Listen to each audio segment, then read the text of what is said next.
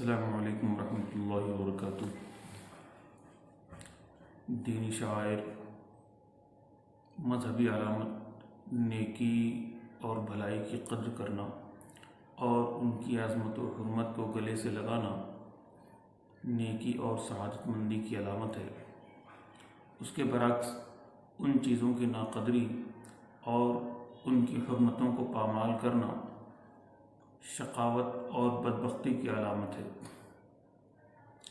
رمضان المبارک کی عزت اور توقیر پر جہاں ڈھیروں نیکیاں ملتی ہیں، وہیں اس کی بے حرمتی کرنے پر دردناک عذاب کا بھی تذکرہ کیا گیا ہے۔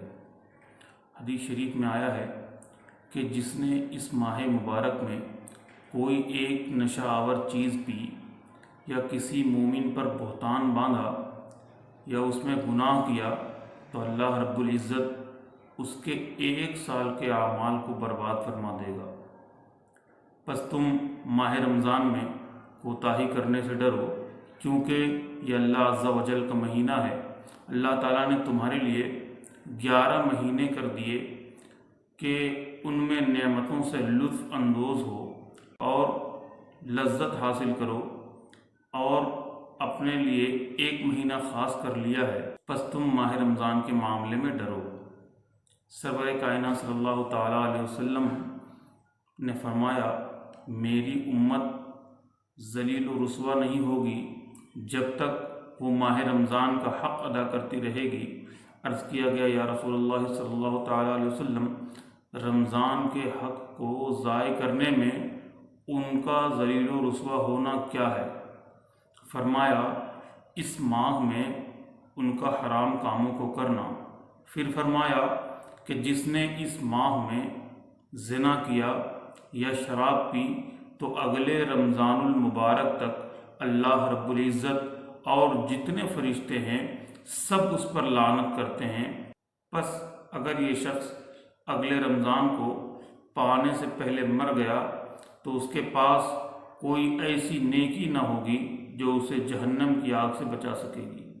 پس تم ماہ رمضان کے معاملے میں ڈرو، کیونکہ جس طرح اس ماہ میں اور مہینوں کے مقابلے میں نیکیاں بڑھا دی جاتی ہیں، اسی طرح گناہوں کا بھی معاملہ ہے، یعنی گناہوں کو بھی بڑھا دیا جاتا ہے۔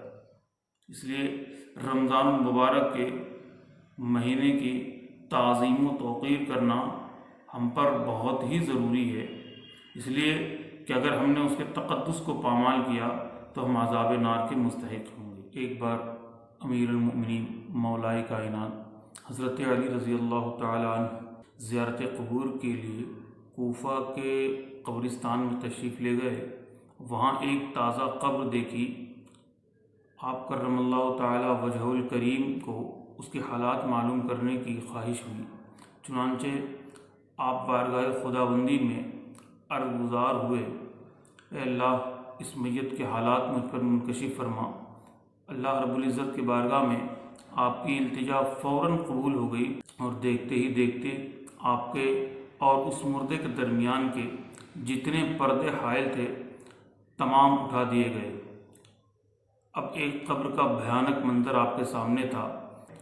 کیا دیکھتے ہیں کہ مردہ آگ کی لپیٹ میں ہے اور رو رو کر آپ سے التجا کر رہا ہے، یا علیو انا غریق فی النار و حریق فی النار، اے علی، میں آگ میں ڈوب رہا ہوں اور آگ میں جل رہا ہوں۔ قبر کے دہشت ناک منظر اور مردے کی دردناک پکار نے آپ کو بے قرار کر دیا۔ آپ نے اپنے رحمت والے پروردگار کے دربار میں ہاتھ اٹھا دیے اور نہایت ہی عاجزی کے ساتھ اس میت کی بخشش کے لیے درخواست پیش کی۔ غیب سے آواز آئی، اے علی، آپ اس کی سفارش نہ فرمائیے، کیونکہ روزہ رکھنے کے باوجود بھی یہ شخص رمضان المبارک کی بے حرمتی کرتا تھا۔ رمضان المبارک میں بھی گناہوں سے باز نہ آتا تھا۔ دن کو روزے تو رکھ لیتا مگر راتوں میں گناہوں میں مبتلا رہتا۔ مولائے کائنات یہ سن کر اور بھی رنجیدہ ہو گئے اور سجدے میں گر کر رو رو کر عرض کرنے لگے، یا اللہ، میری لاش تیرے ہاتھ میں ہے۔ اس بندے نے بڑی امید کے ساتھ مجھے پکارا ہے، میرے مالک تو مجھے اس کے سامنے رسوا نہ فرما، اس کی بے بسی پر رحم فرما دے اور اس بیچارے کو بخش دے۔ حضرت علی کرم اللہ تعالی وجہ الکریم رو رو کر مناجات کر رہے تھے کہ اللہ کی رحمت کا دریا جوش میں آ گیا اور ندا آئی، اے علی ہم نے تمہاری شکستہ دلی کے سبب اسے بخش دیا، چنانچہ اس مردے پر سے عذاب اٹھا لیا گیا۔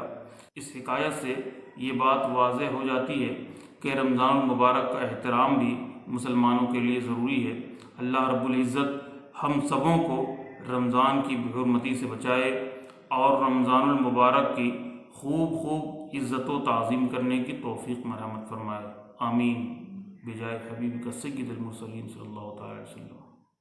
السلام علیکم ورحمۃ اللہ۔